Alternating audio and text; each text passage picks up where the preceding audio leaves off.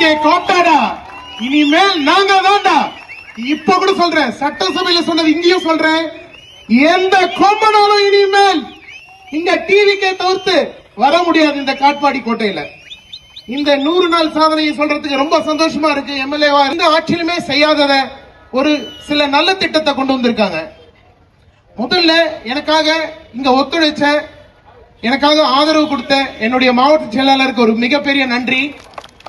எலெக்ஷனுக்கு என்னன்னே தெரியாம எனக்கு காட்பாடி தொகுதியில் இருக்க கிராமத்துக்கெல்லாம் கூட்டு போய் போன ஒன்றிய செயலாளர்களுக்கு மிகப்பெரிய நன்றி. இந்த அது மட்டும் இல்லாம அவங்க மட்டும் முடியாது, உங்களாட்ட இருக்க கழக நிர்வாகிகள் இல்லைன்னு இது கண்டிப்பா அவங்களால சாத்தியம் இருக்காது. அதுக்கும் ஒரு பெரிய மிகப்பெரிய நன்றி. அது மட்டுமல்ல, ஊர்ல உன்னால் நின்னு ஜெயிக்க முடியுமா? உன்னால சொல்ல சாரி தப்பு, உங்களால நின்னு ஜெயிக்க முடியுமா? 5% வாங்குவீங்களா, 8% வாங்குவீங்களா, 10% வாங்குவீங்களா? ஏண்டா சொன்ன ஆளுங்க நீங்களே 3வது பிளேஸ் போயிட்டீங்களேடா. டேய் நல்லா தெரிஞ்சுக்கோங்க, இனிமேல் வாங்க. என்கிட்ட யாரை பார்த்து சொல்றீங்க தற்கொலைன்னு? வீடியோல பேசுறீங்க தற்கொலை தற்கொலைன்னு. பேசின ஆளுங்க தான் யார் தற்கொலை? நாங்க எவ்வளவு டீசெண்டா போனாலும் வம்புக்கு அழுகுறீங்க. வம்புக்கு இழுக்கணும்னு நினைக்காதீங்க. இன்னும் பேச ஆரம்பிப்பேன். எவ்வளவு சொத்து சேர்த்து வச்சிருக்கீங்க என்ன பார்த்து சொல்லுங்க. 5 வருஷத்துல நான் இன்னும் எக்ஸ்ட்ரா சொத்து சேர்த்தா என்ன கேளுங்க. எனக்கு ஓட்டு போடாதீங்க. நம்ம டிவிகே கட்சி யாருக்கும் போடாதீங்க. சொத்து சேர்த்தது யார்? காட்பாடிக்கு நான் எதுவுமே செய்யலன்ட்டு துரைமுருகன் சார் நான் குறை சொன்ன மாதிரியும் அதை வீடியோல ப்ரொஜெக்ட் பண்ணி யார் செய்யலன்னு சொன்னது செஞ்சாரு. அவர் மேல நல்ல மரியாதை இருக்கு. துரைமுருகன் சார் ஒரு எம்எல்ஏ கூட யாருமே ஒரு அமைச்சர் சார்ன்னு சொன்னது இல்ல. நான் நம்ம காட்பாடி எம்எல்ஏ சார்பா தான் நான் சொன்னேன், திரு துரைமுருகன் சார். எங்கேயுமே அவர் குறைய நான் சொல்லல. அதுக்காக நாங்க ரொம்ப பெரிய மதிப்பு வச்சிருக்கோம். காட்பாடி நிஜமா பண்ணிருக்கிறார், ஆனா இன்னும் நல்லா பண்ணிருக்கலாம்ன்றதா நான் மறுபடியும் இங்க கோரிக்கை வைக்கிறேன். ஏன் பண்ணிருக்கலாமே? ஏன் உங்களால ஒரு மேம்பாலம் கட்ட முடியல?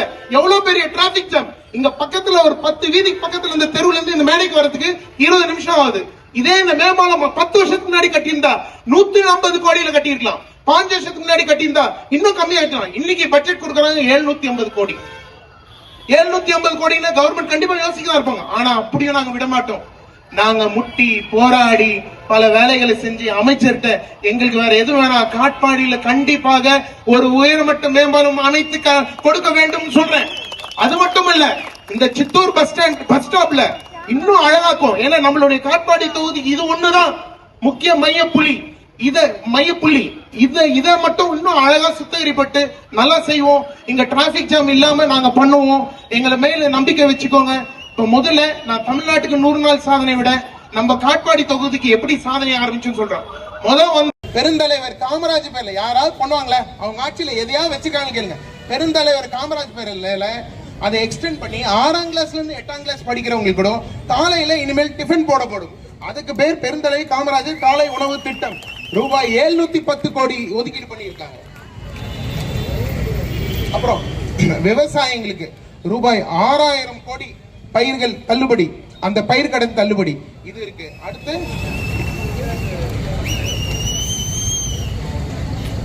வெளிப்படையான நேர்மையான நிர்வாகம்.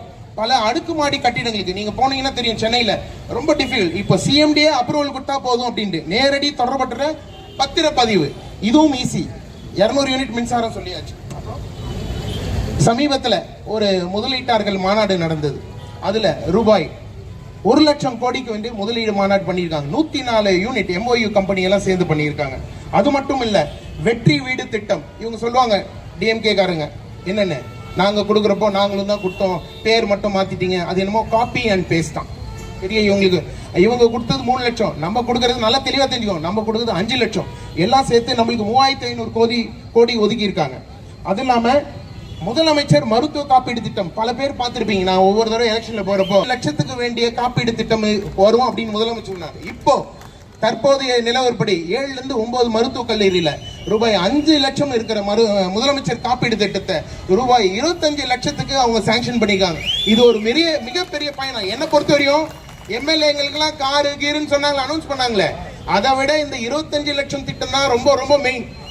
உடல் ரொம்ப முக்கியம். நம்ம ஆரோக்கியமா இருந்தா தான் நல்லா இருக்கும். அன்னைக்கு உங்களுக்கு எல்லாருக்கும் அடிபட்டு கஷ்டமா இருக்கும்போது தெரியும் நம்மளுக்கு அந்த காசுடைய கஷ்டம். சோ இது ஒரு பெரிய நல்ல திட்டம். வெளிநாட்டுல எல்லாம் எப்படின்னா எல்லாம் ஹெல்த் இன்சூரன்ஸ் தான் பாத்துக்கும். அது மாதிரி திட்டம் இங்க வந்திருக்கிறது மிகப்பெரிய சந்தோஷமானது என்ன மருத்துவனா இருந்து நான் சொல்றதுக்கு. அடுத்து கரும்பு டன் ஒன்றுக்கு ரூபாய் 4000. அது எவ்வளவு பெரிய விஷயம். ஒண்ணு நெல் குவிண்டால் ஒன்றுக்கு 2750 ரூபாய் சிறப்பு ஊக்குத்தொகை. அது மட்டும் இல்ல டிஎன் வெற்றின்னு ஒரு இது கிராமப்புற மறுமலர்ச்சி சுகாதாரம் குடிநீர் சாலைகள் மேம்படுத்த ஆண்டிற்கு ரூபாய் 6000 கோடி. அப்புறம் பால் கொள்முதல் 1 லிட்டருக்கு முன்ன 38 ரூபாய் இருந்தது, 3 ரூபாய் ஏத்தி 41 ரூபாய். நீங்க என்ன பண்ணீங்க நம்ம பண்ணா 3 ரூபாய் தானேன்னு. அது கூட நீங்க பண்ணீங்களா? பண்ணவே இல்லைல்ல. நாங்க பண்ணிக்கோம். 3 ரூபான்றது எவ்வளவு பெரிய விஷயம் அந்த விஷயத்துல. அப்புறம் அம்மா உணவகம் சீரமைப்பு, இதுவும் ஒரு பெரிய பெரிய நல்ல திட்டம். அது மட்டும் இல்லாம எல்லாத்தோட லஞ்சம் லாவணியமற்ற ஒரு சிறப்பான ஆட்சி அமைக்கிறது தான் நம்மளுடைய மிகப்பெரிய திட்டம்.